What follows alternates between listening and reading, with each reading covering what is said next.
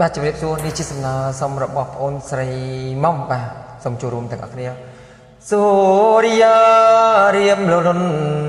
ផុនទៅហើយមេត្តាឆ្លើយប្រាំសង្សា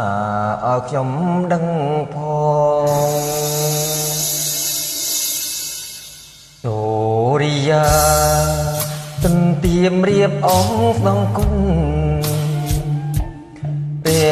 ស្មីរលនចាចាលោការស្មីពោមៀងពីអាកាសាដោយក្តីស្នេហាបងនឹងរៀមរាមិនដាច់អាឡ័យត្រមកបបងនឹងភ្នងដល់ភៀងស្រងកា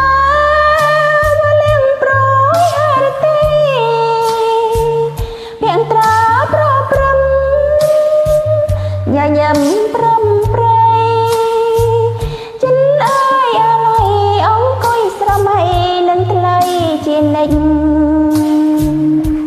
ពោពួងរសាន់ឆ្ងាយបាត់ទៅហើយអូនអើយបងនៅចងចាំមិនភ្លេចយើងធ្លាប់បានអង្គុយមើលថ្ងៃរៀបលេងរាស្មីព្រិញចាំងរំលេចភក្ស្រីជីវ៉ាចោមអើយឆំស្រង់អបរំក្នុងលោកមិននឹងរំដោយមកឡើយណាអូនសូមផ្ដេផ្ដាំតាមសាយសូរិយាបើជួបស្នេហាសូមសូរិយាមេត្តាប្រាំផងបាទជំរាបសួរបងប្អូននេះជាសំណើសុំរបស់បងប្អូនស្រីមុំបាទសូមចូលរួមកំសាន្តអ្នកនរគ្នាហើយខ្ញុំអត់ចេះច្រៀងទេបាទសូមអធិស្ឋានចាអរគុណច្រើនចំពោះបងប្រុសដែលបានព្យាយាមរកបទនេះឲ្យស៊ីមុំ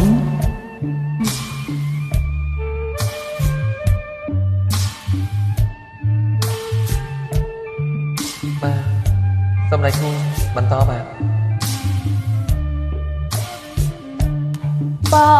បងរសិនជាបានទៅហើយ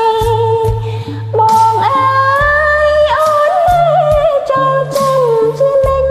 ចយើងក្លាប់បានអង្គុយមើ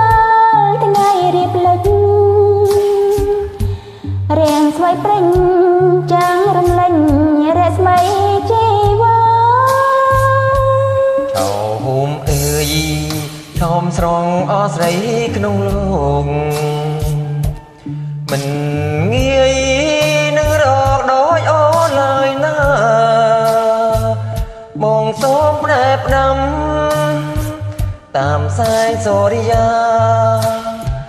បើជួបស្នេហាសូមសូរិយាមេត្តាប្រាំផងប្រាំផងថាខ្ញុំនៅស្នេហ៍បាទអរគុណចាអរគុណ